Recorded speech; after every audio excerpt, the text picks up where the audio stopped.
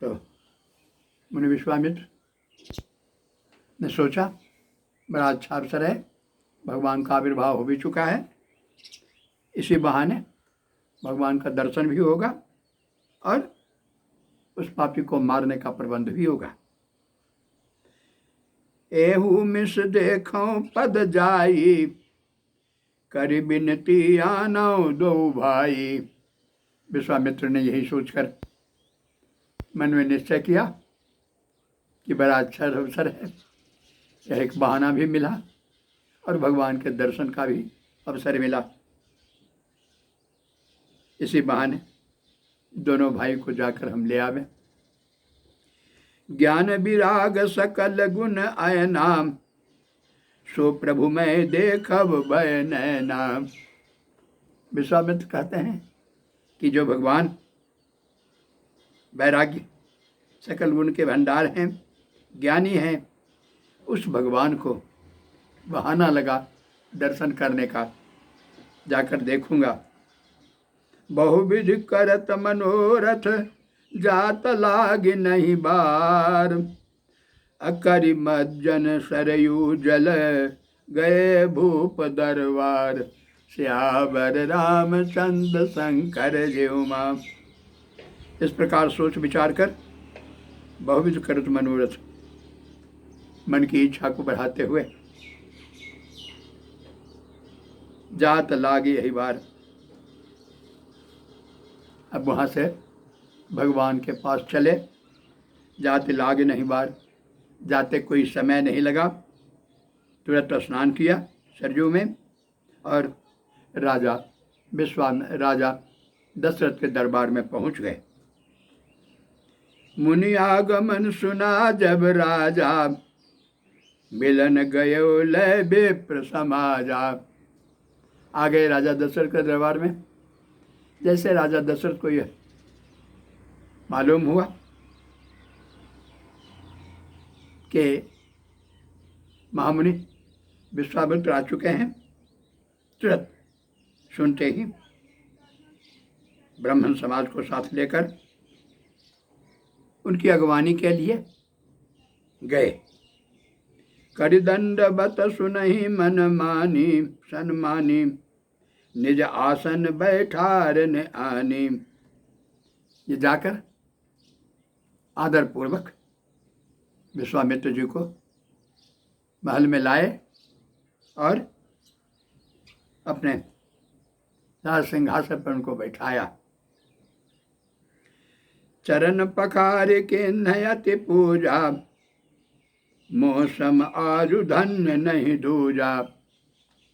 भगवान विश्वामित्र के चरण धोए, उनके चरणों की पूजा की और मन में ही सोचने लगे, कहे कि आज मेरा जीवन धन्य हो गया, आज भगवान के श्री चरणों की पूजा करने का अवसर मिला, मेरा जीवन धन्य हो गया। विविध भांति भोजन करवावा, मुनिवर हृदय हरस अति वावा। इस प्रकार पूजा करने के बाद फिर भोजन कराया गया राजा दशरथ के द्वारा और यह सब प्रक्रिया होते विश्वामित्र जी मन ही मन बहुत प्रसन्न हो रहे हैं।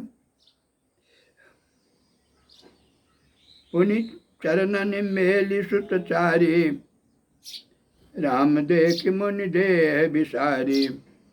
इसके बाद राजा दशरथ ने चारों पुत्रों को लाकर विश्वामित्र जी के श्री चरणों में निवेदित किया।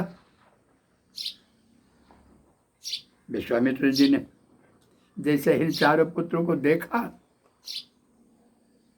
देखते ही राम देख, जैसे उनकी दृष्टि राम पर पड़ी, राम देख मुनि देह विसारी।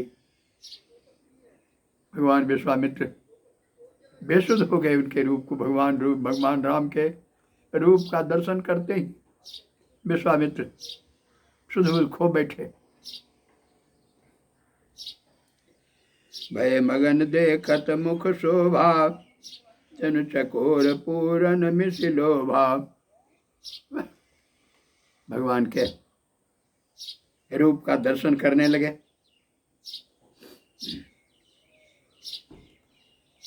भय मगन देखा तुमको शोभा,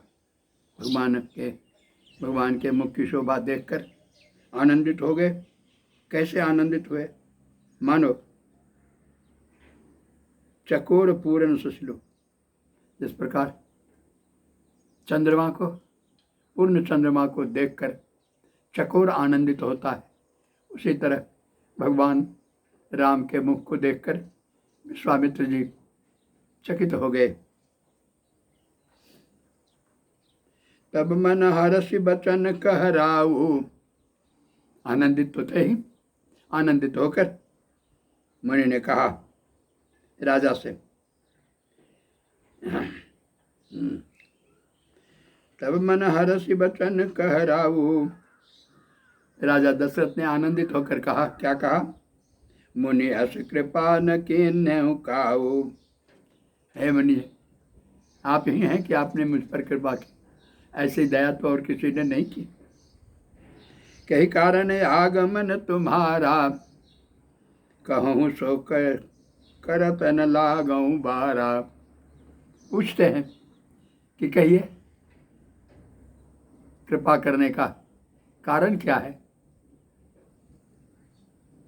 कारण बताइए, मैं तुरंत आपके कारण का निदान करूंगा, समय नहीं लगने दूंगा। असुर समूह सता मही मोही, मैं जाचन आयो नृप तोही। जैसे ही राजा ने पूछा कि आपके आने का कारण, तुरंत गाधी तनय विश्वामित्र ने कहा कि जंगल में मैं जब यज्ञ होम आदि कुछ करता हूँ तो वहाँ जंग मारीच, सुबाहु आदि शत्रु बड़ा तंग करता है।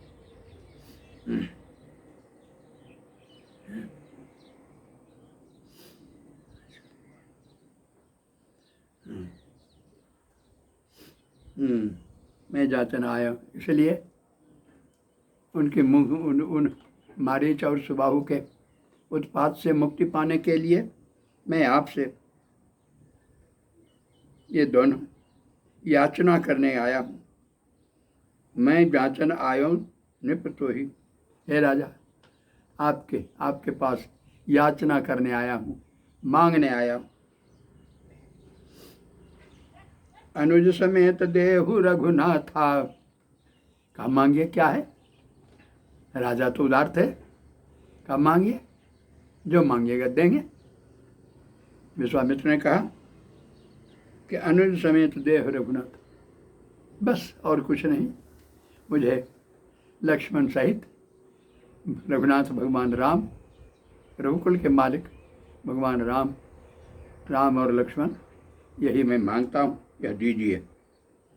निश्चर बधमय हो सना था, इन्हीं को पाकर निश्चर का बध करके मैं नाथ युक्त हो जाऊंगा। अभी जो अनाथ हूँ, नाथ युक्त हो जाऊंगा, सनाथ हो जाऊंगा, सनाथ के साथ हो जाऊंगा, नाथ के साथ हो जाऊंगा।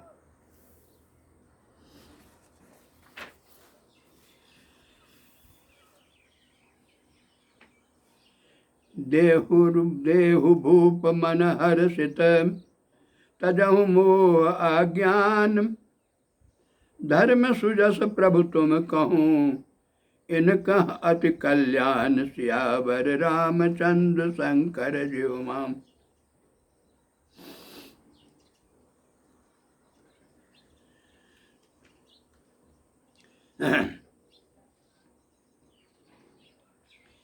इसी समय इनकी मांग पर राजा थोड़ा चिंतित हुए, परंतु वहाँ विश्वामित्र थे। उन्होंने कहा, सुन राजा, अति अप्रिय बानी,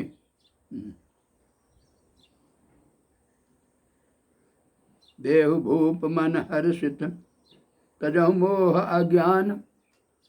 हे राजा, आनंदित होकर मोह ममता का त्याग करके अज्ञानता का त्याग करके मुझे ये दोनों भाई दीजिए। ऐसा देने से, यह देने से धर्म, आपको धर्म भी होगा, जस भी मिलेगा, और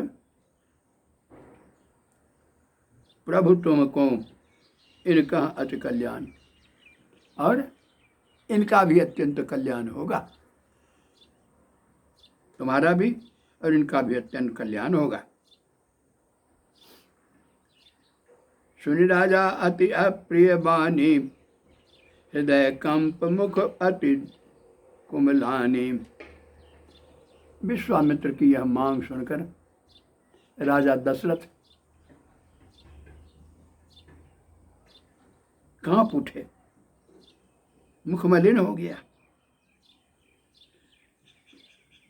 मन सोचने लगे, एक तो चौथे पल में आकर ये 4 पुत्र हुए,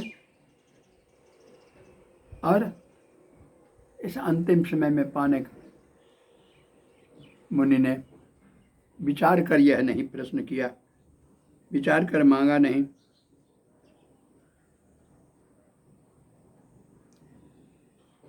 मन में सोचते हैं राजा दशरथ यह देने योग्य है नहीं, और इन्होंने मांग कर दी, वचन भी दिया, मैं आपको वचन देता हूँ, जो मांगिएगा दूंगा। अब यह पुत्र मांग रहे हैं, उसमें भी राम और लक्ष्मण को, इसको तो छोड़ते हुए मुझे बनता नहीं है। इसलिए बड़े दुखी हैं।